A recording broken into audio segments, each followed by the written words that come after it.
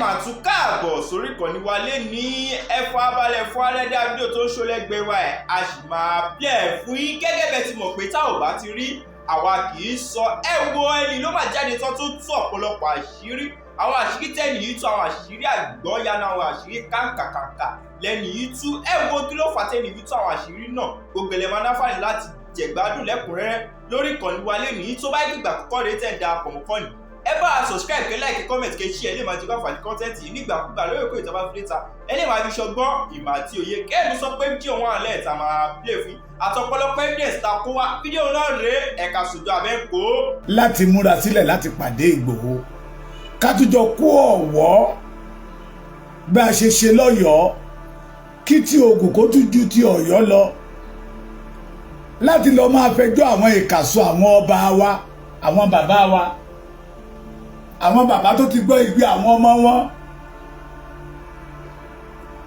àwọn bàbá tí ò fẹ́ kí ìran Yorùbá ó kú mọ́ tẹ́ mọ̀ pé ètò ààbò mẹ́hẹ ní ilẹ̀ Yorùbá tẹ́dẹ̀ mọ̀ pé ẹni tó mọ̀nà là ń jẹ́ ó ṣáájú ọ̀nà. Ogun State Ìjẹ̀bú Òde gbogbo yegba Ogun State General fún ètò fún ààbò ilẹ̀ Yorùbá tá ń bá kiri tọ́lọ́run ọba mi Òdùmarè dẹ̀ máa gbà fún wa àwa náà ti rí n tó lọ pé n tó lọ yìí ó kọjá ní tẹ́nìyàn ń bojú wò pé ó kọjá ní tẹ́ àkànmú ní èrè fèé wọ́n ní ẹni tí mo gúnjú ògùn ní pabì nílé àbí bẹ́ẹ̀ kọ́ ní ará Ògùnṣẹ́ tí múra lẹ̀ gbogbo ọmọ Yorùbá gbogbo ọmọ kóòtù òjíire àìgbẹ́dọ̀ má ṣe wá ní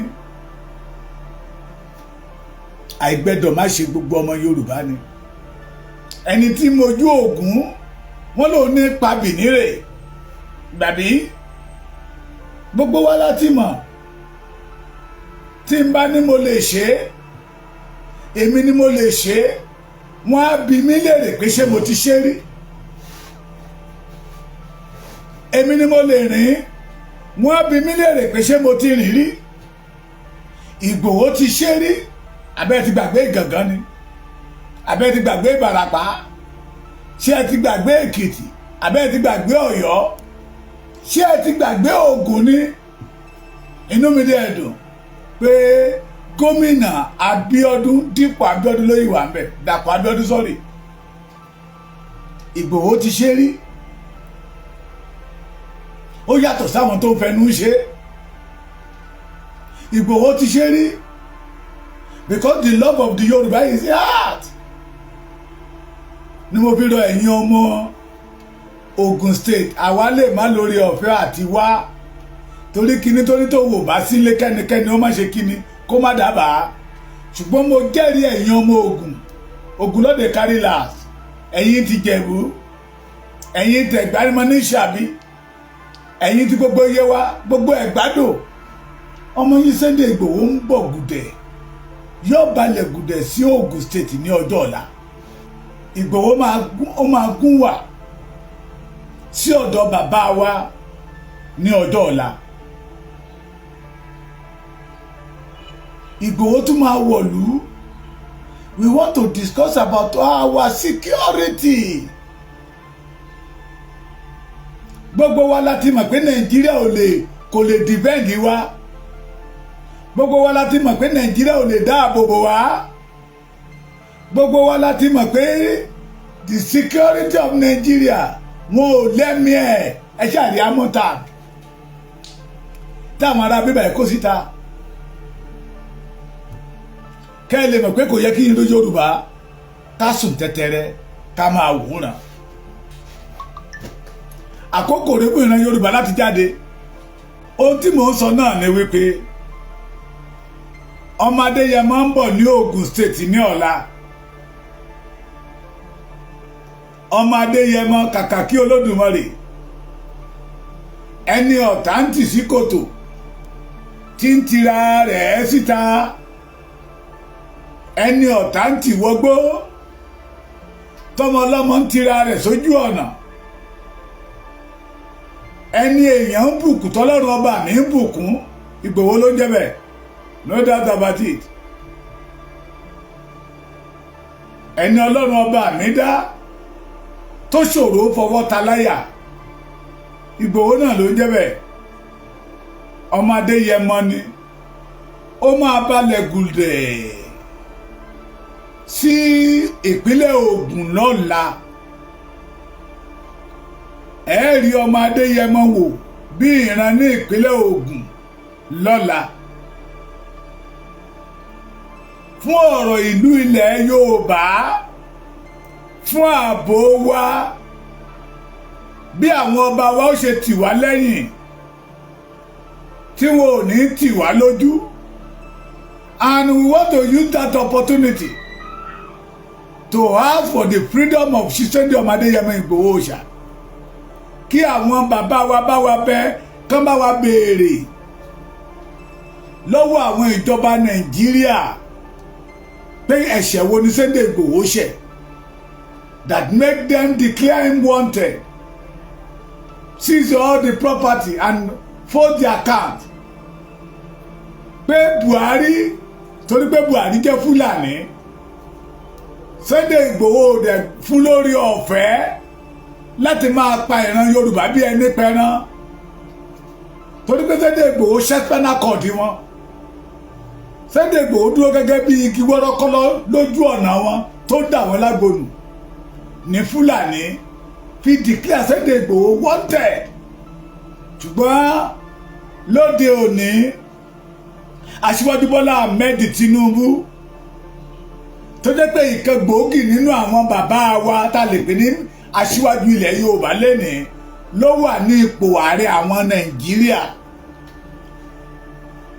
Kán bá wa bẹ̀ bàbá ṣé inú wọn dùn tàbí kán bá wa bí wọ́n léèrè ẹ̀ṣẹ̀ wo ní Sunday Ìgbòho ṣẹ̀, àbí inú bàbá Bọ́lá Ahmed Tinubu dùn sí bí Fúlàní ṣe ń pa wá bẹ́ẹ̀ nípa ẹran.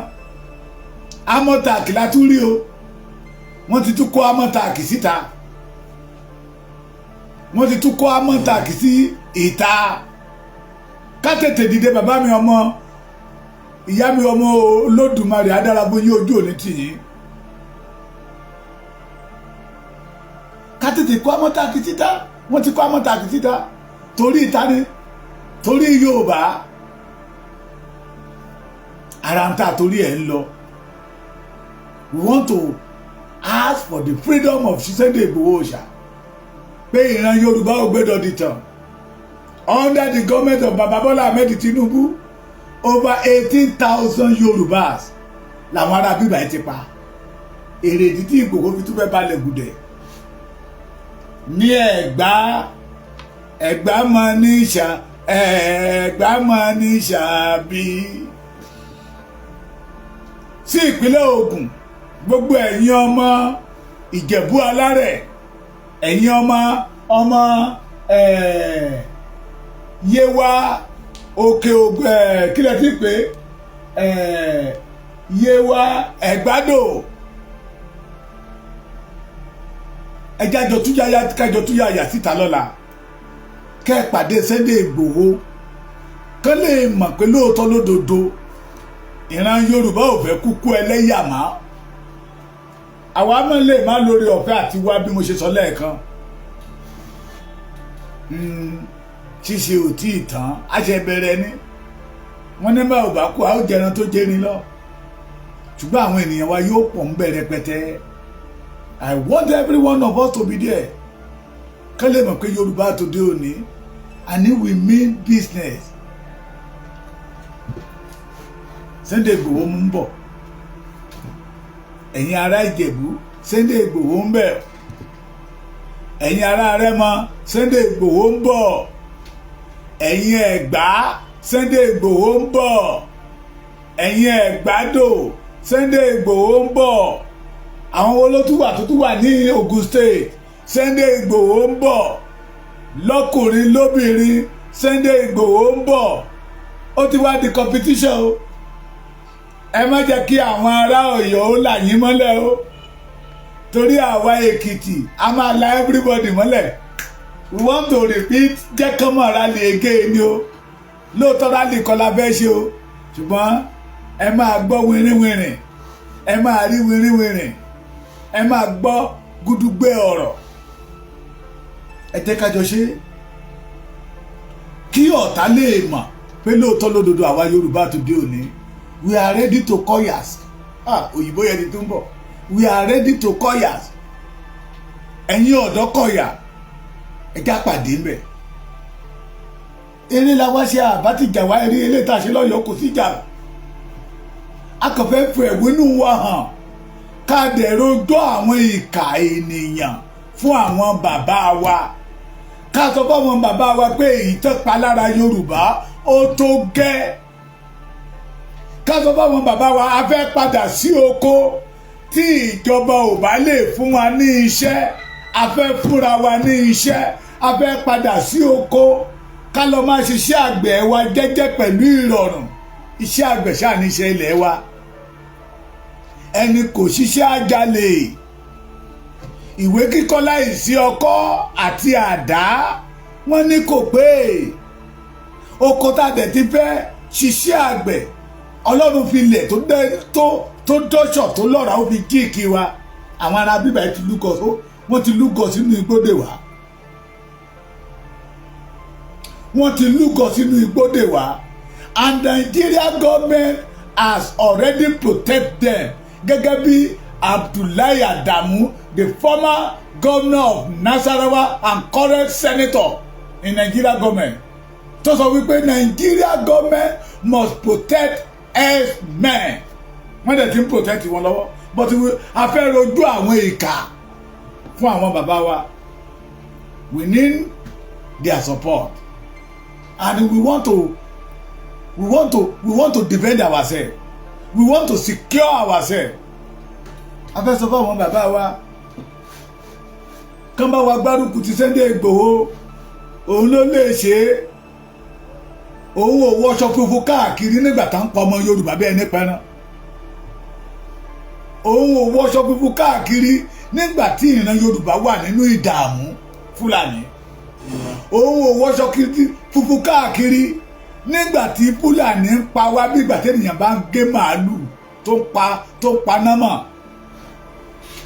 Sunday Igboho ló lè ṣe o kò béèrè owó lọ́wọ́ wa òun ò sọ pé òun fẹ́ gba 20 billion torí ẹni fẹ́ gba 20 billion lọ́wọ́ ọmọ Yorùbá ti mọ̀ pé ọdún mẹ́wàá ẹ̀ ní àṣewá 20 billion àti rí Sunday Igboho did not have any cover for her ìgbà tí ojú ń pọ̀ ìran Yorùbá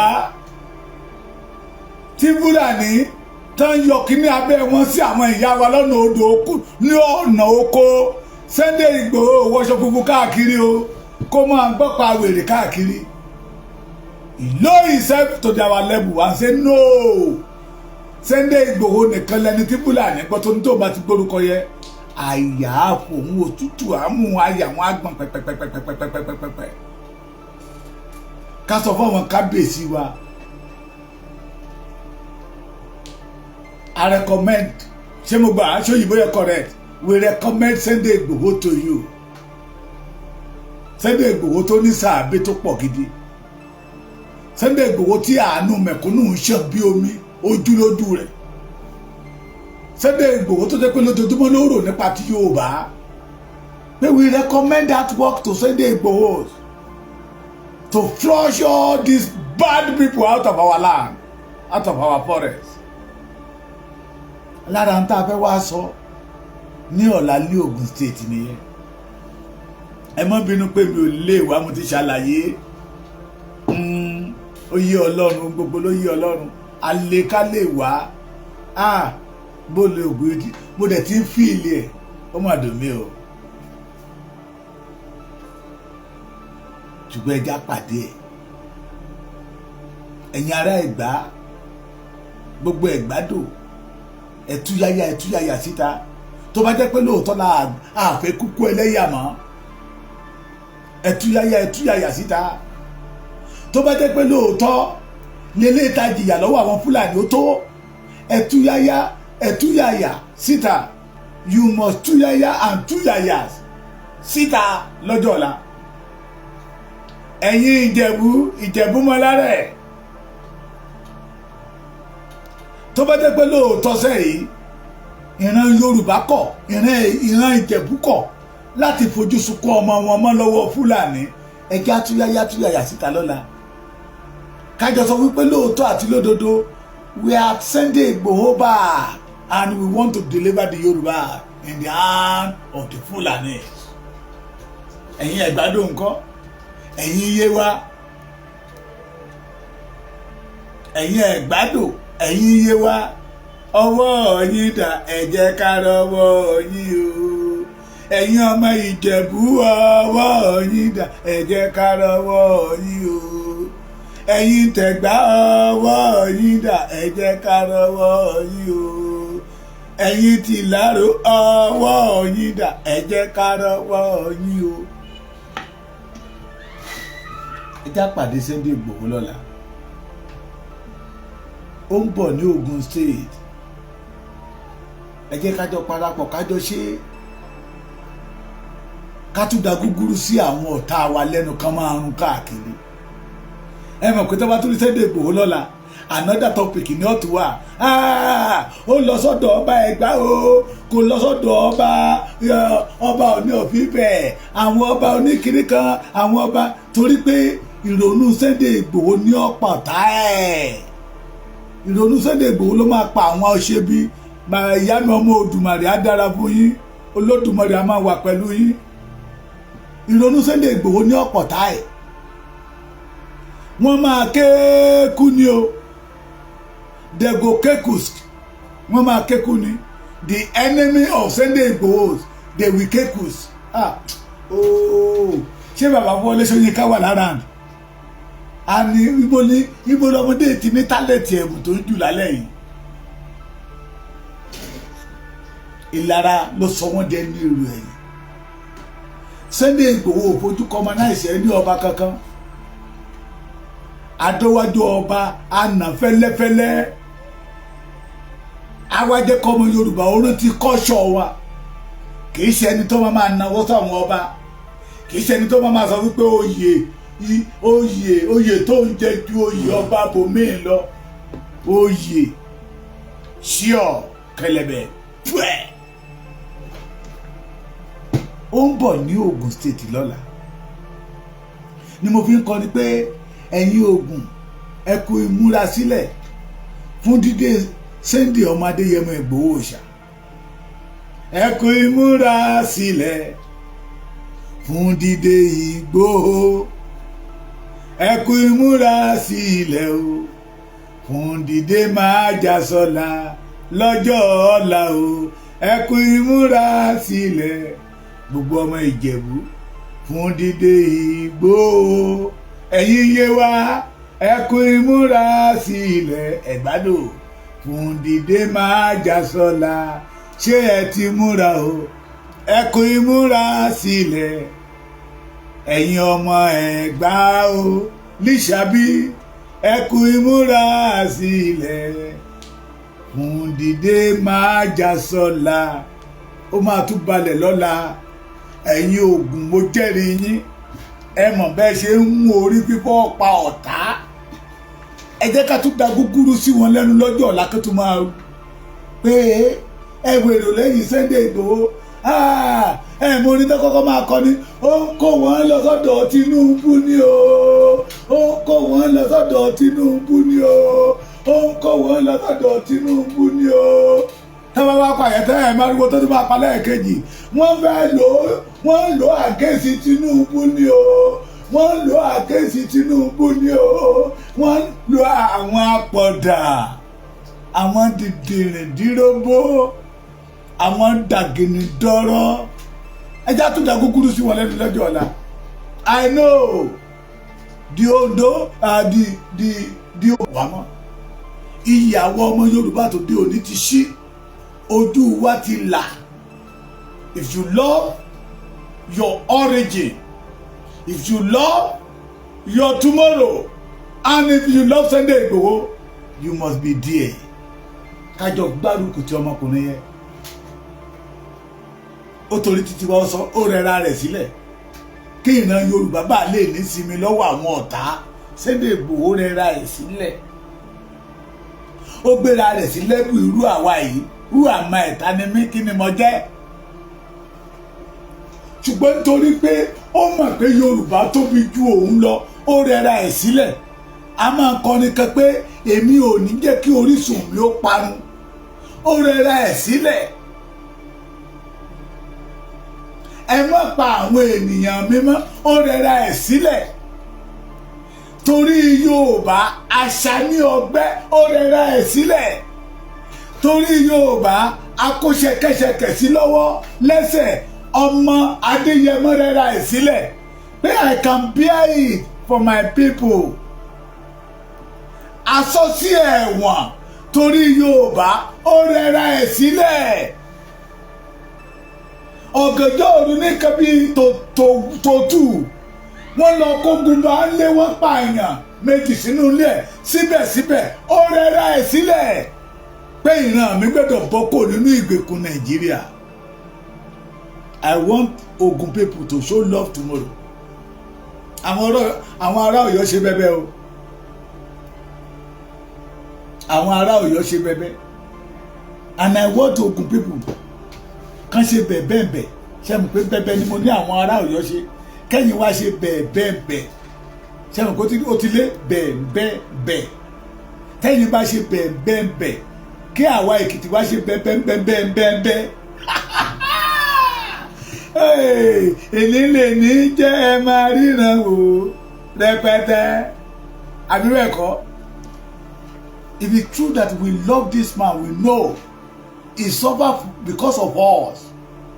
Ẹ gbàgbé ohun tí àwọn wèrè ń sọ káàkiri àwọn máa sọ torí tó jẹ́ kí ìjọba Nàìjíríà wá bọ̀ sílẹ̀ láti gbà tán ti sọ àbí wọ́n léèrè ẹ sọ síta they can't say it torí pé wọ́n mọ̀ pé òfo nígbẹ̀yìn ọjà pé they have nothing to say against Sunday Igboho. Mo sọ nínú ọ̀rọ̀ mi kan tó bá wà tó bá ti ń bo àṣírí olè tó ń kọ́bá olè kí àwọn tó yẹ ká ti mọ̀ pé ìwọ gan olè ni ẹ́ torí ẹni bá ti ń bo àṣírí olè àṣírí ara ẹ̀ ló ń bò torí ó mọ̀ pé tó ń bá tú àṣírí èèyàn kan wọ́n á tú ti tòun. ẹ sọ títa we want to know ẹ jẹ́ ń yọ́ mi mú ọ̀rọ̀ Sunday Igboho ni a máa ká mi láà.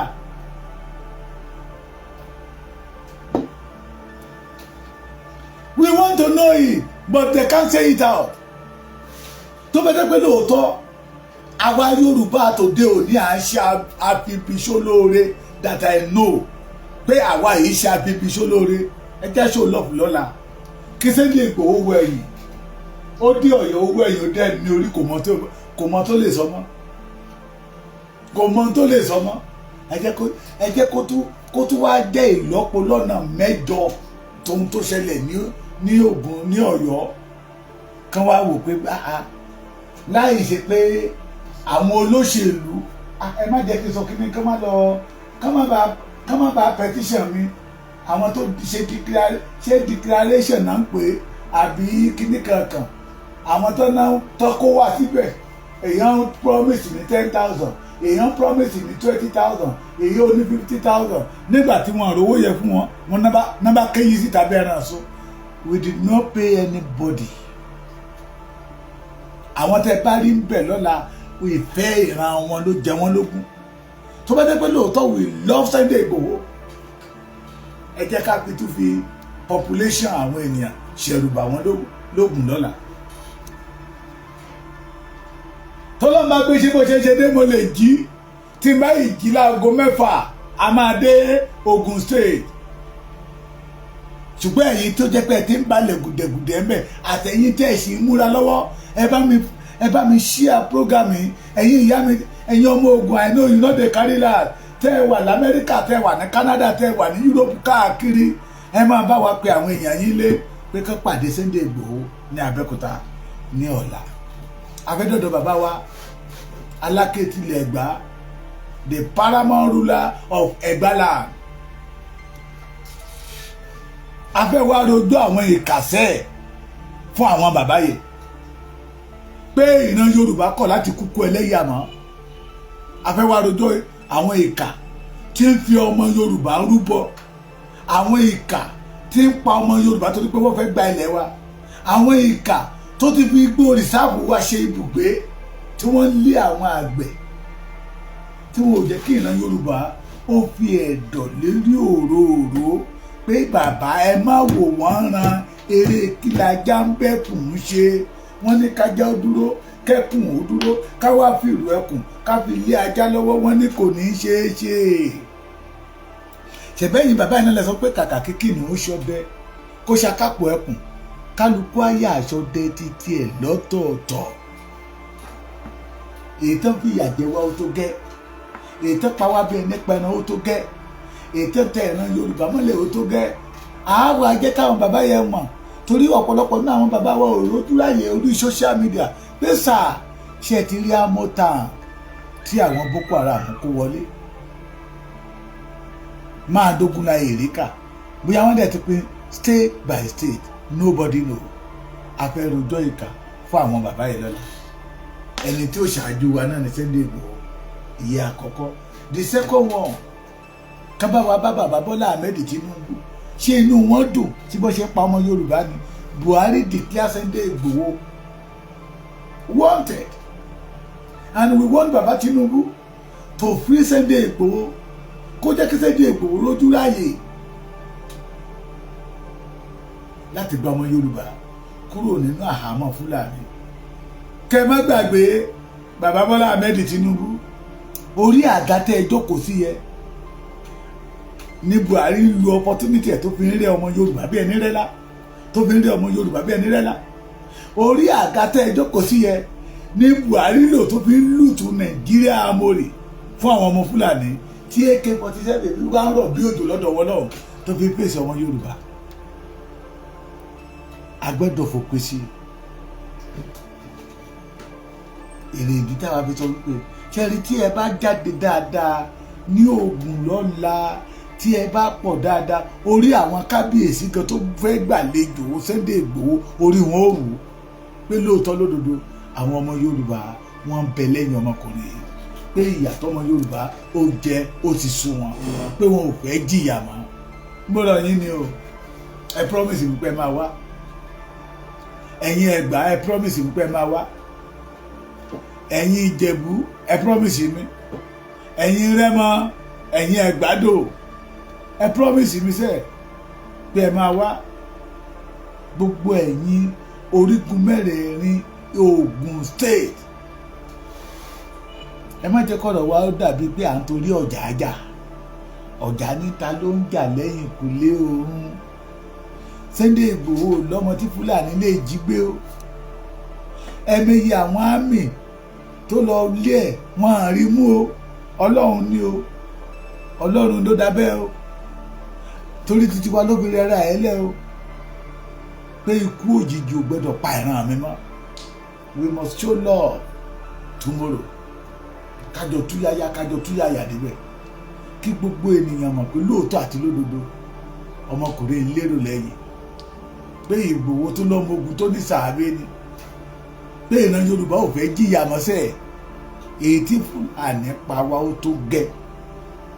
kábẹ̀ sọ fáwọn bàbá wa a fẹ́ ṣiṣẹ́ àgbẹ̀ àwọn ará bíbá yìí ti gboko tán ó ti gboko lọ́wọ́ wa and Nigeria government must free Sunday Igboho freedom for Chief Sunday Ọmọdéyẹmọ Igboho ṣá olóore wa ní mọ́sọ́lẹ̀ẹ̀kan nígbà tó tún pọ́n ìran Yorùbá owó ọmọ kágbádá funfun sọ́run kó máa yan káàkiri àdúgbò pẹ̀lú ọ̀pá àwèrè kan lọ́wọ́ ó dìde tán ni ó dìde. ẹ jọ̀ọ́ ẹ̀yin bàbá mi àtẹ̀yìn ìyá mi ní Ògùn state mo fẹ́ kẹjẹ́ ká fi ìjáde ọ̀la ká tún máa fi fa àwọn ọ̀tá lórí kọ́rọ̀ wá wá ní pé àìmọ̀dí abájọ ló fọ́ wọn lórí ló yí wọn lórí kò lè yé wọn wọ́n fẹ́ mọ̀ dí abájọ ni ká má jẹ́ kán mọ̀ dí abájọ. ẹ̀túyáyá síta lọ́la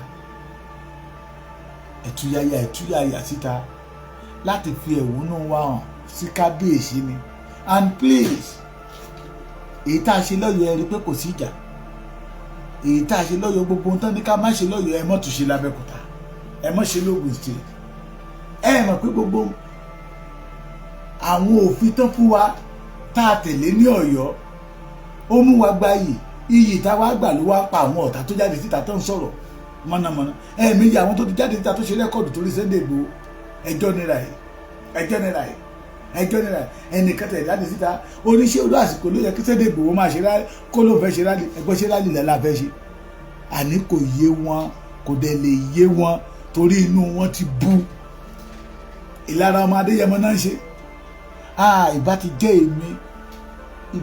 èmi wọn à dẹ̀ lè ṣe bí Sunday Igboho if not be Sunday Igboho it cannot be Sunday Igboho kò lè dà bẹ́ẹ̀ ó jìnnà síra wọn ẹ má fi kú wé oorun ẹni tó sùn sí lè jí bẹ́ẹ̀ bá ti gbọ́ tán ní ẹ̀mí jáde lára ẹ̀ ó dínú lẹ̀ sí ètò ìdígbére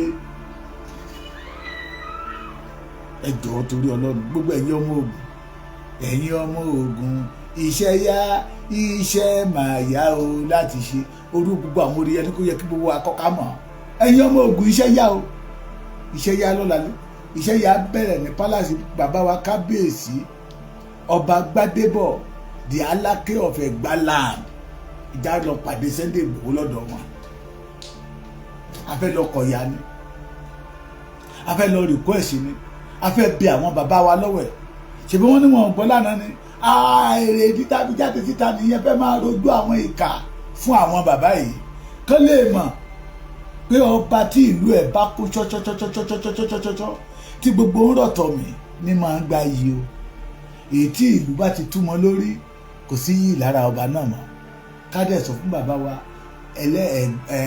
Aláké Ẹ̀gbá pé ìlú ò ní túmọ̀ yín lórí lásìkò títí wọn Abẹ́òkúta ò ní bàjẹ́ gbogbo Ògùn state ò ní bàjẹ́ lápapọ̀ mò ń retí yín lọ́la o kán máa fún mi ní ìròyìn pé àwọn Ẹ̀gbá ṣe gudugudugudu 1 million yàyàyàyàyà 3 billion kí ẹ̀rù tún máa bà àwọn ọ̀tá pé ilẹ̀ Yorùbá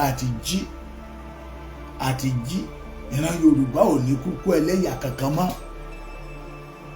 a máa gba ilẹ̀ wa lọ́wọ́ àwọn ẹni bí gbogbo àwọn tó fara pamọ́ sí gbogbo ìsáàfù wáyé let me tell you one thing we must not deceive ourselves Nigeria mi ò lè flush wọn out Nigeria police ò lè flush wọn out Nigeria civil defence ò lè flush wọn out ẹni kí lè rè dí lára àwọn Nigeria mi yẹn Fúlàní ń bẹ lára wọn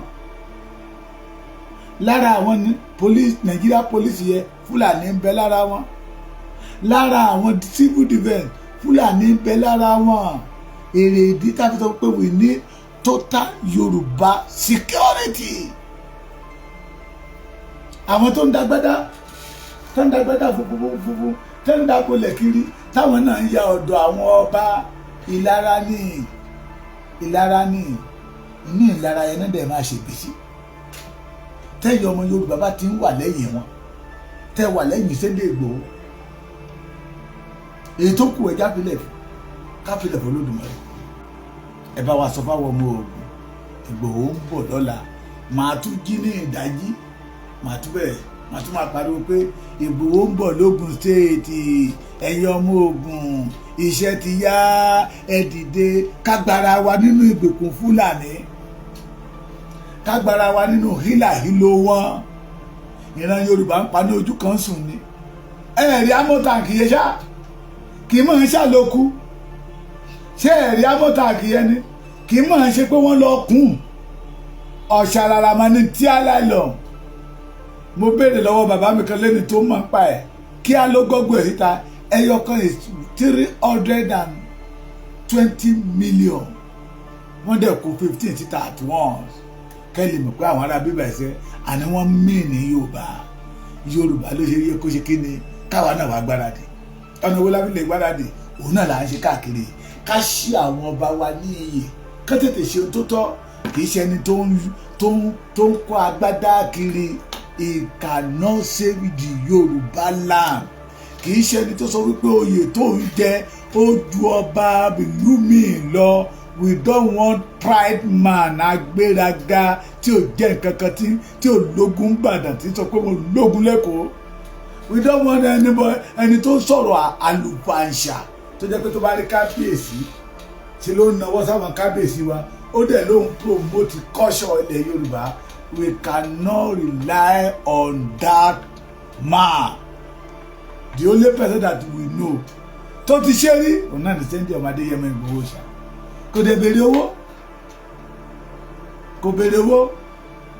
kò ní ká wá fún un ní 20 million, kò ní ká wá fún un ní 20 billion.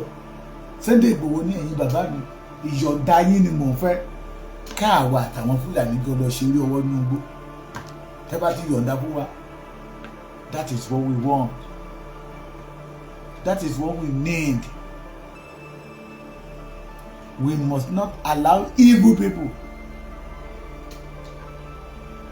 We must not allow it.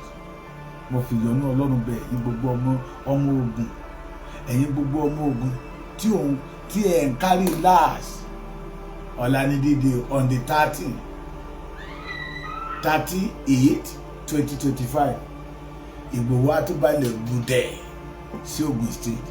Ẹ bá mi gbárùkù tí, ẹ bá mi sọ̀rọ̀ àǹdí ẹ jẹ́ kó yẹ ìran Yorùbá lọ́jọ́ ọ̀la lẹ́ẹ̀gbà, ẹ jẹ́ kó yẹ ọmọ Ẹ̀gbá fún ara wọn, kó yẹ ọmọ Ìjẹ̀bú, kó yẹ ọmọ Rẹ́mọ, kó yẹ ọmọ Ẹ̀gbádò ní ọ̀la, kó yẹ Sunday Igboho fún ara ẹ̀, kó mọ̀ pé ó ń lérò lẹ́yìn. Ojú òní tì yín o, á ní pàdé ayọ̀, á ní pàdé ayọ̀. Àwọn èèyàn kan sọ pé bàbá Èkìtì kí ló dé tẹ̀yìn ò ní wá ìkẹta sí bí òye ohun gbogbo. Ẹ mọ̀ pé mi ò I no dey carry last, I no dey carry last. Kíní tó ní tòun ò bá ti sílé kéèyàn kan wọ́n béèrè ẹni àwọn tó wà nídìí ètò ya akọ iṣẹ́ náà ṣe, wọ́n náwó wọ́n nára, omi pọ̀jọ́ kalọ́rì sà, omi pọ̀jọ́ kalọ́rì. Bá a bá lọ sí ti Oǹdó, à á lọ sí ti Èkìtì, à á lọ sí tẹ̀gà, à á lọ sí ti Oǹdó, à á lọ sí ti Èkìtì. Ìrìn sì ń bẹ lẹ́sẹ̀ wa tá a máa rìn lágbára Ọlọ́run. Ẹ jọ̀ọ́ ẹ jẹ́ ká dìde ní ọjọ́ ọ̀la, ká tójú ti àwọn ẹlẹ́gàn. Bí ó ní bàbá wa kọ̀ létí ni ó ní mo ti da gúgúrú sí wọn lẹ́nu kí wọ́n máa rún. Ẹ jẹ́ àtúndà gúgúrú sí wọn lẹ́nu lọ́la kan máa rún. Torí mo mọ̀ pé tó bá tún rí èrò lẹ́yìn Sunday Igboho lọ́la, tọ́pìkì ni tún ní ó máa lọ o. Sunday Igboho ti gba 300 trillion lọ́wọ́ Tinubu létí this time around.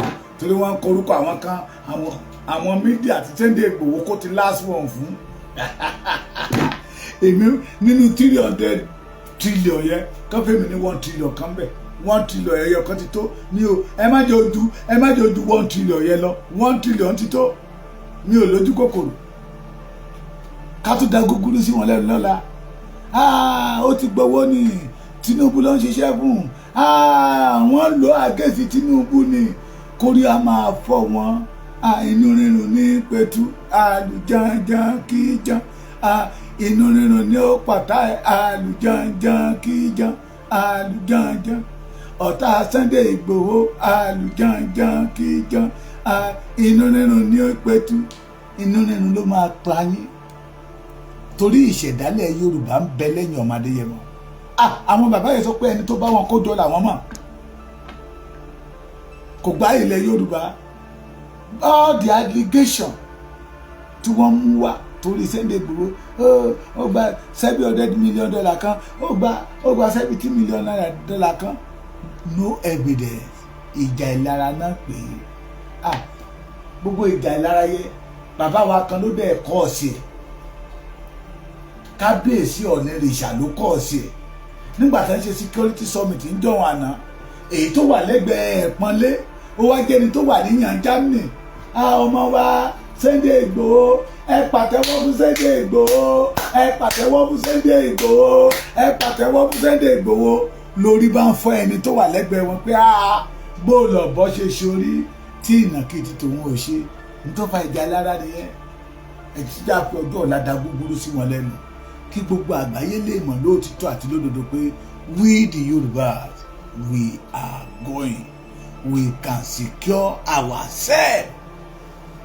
We don't want adalus. Òyìnbó yẹn ti tún wá. Kí ni mí ní àdàlù ní Yorùbá? Adalus. Mọ̀ adalus. We don't want security adalus that we have Fúlàní fẹ́rẹ́fẹ́, Hausa fẹ́rẹ́fẹ́, Yorùbá fẹ́rẹ́fẹ́, Igbo fẹ́rẹ́fẹ́, Ìjọ fẹ́rẹ́fẹ́, Ìrògbò fẹ́rẹ́fẹ́. We don't want it. We want pure Yorubas. that will secure the Yoruba tó máa ní lọ́kàn pé ìran mi rèé, ìran mi ò gbẹ́dọ̀ kúkú ẹlẹ́yà lọ́wọ́ bandit. Kì í ṣe Fúlàní tó máa ní sọ pé òkè ẹ wá fẹ́ lò mí láti gbógun ti ìran mi tó tún máa pa ìran Yorùbá. We don't want it. Ara iṣẹ́ tí a fẹ́ lọ ṣe lọ́la nìyẹn, and we want to seek for the freedom of Sunday Adeyemo. Sunday Adeyemo is not a criminal. He's not a terrorist. He did not terrorize anybody.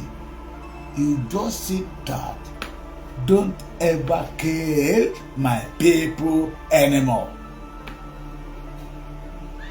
Mo jẹ́rìí èèyàn ọmọ ogun ẹ̀ ní dójú tì mí. Ìròyìn ayọ̀ ni máa gbọ́ nípa yín láṣẹ Olódùmarè. Adára fún yín ojú òní tí yín o. Ẹ ti já pàdé lọ́wọ́ ẹ ní kùtùkùtù àwúrọ̀ ọ̀la tí màá tún máa.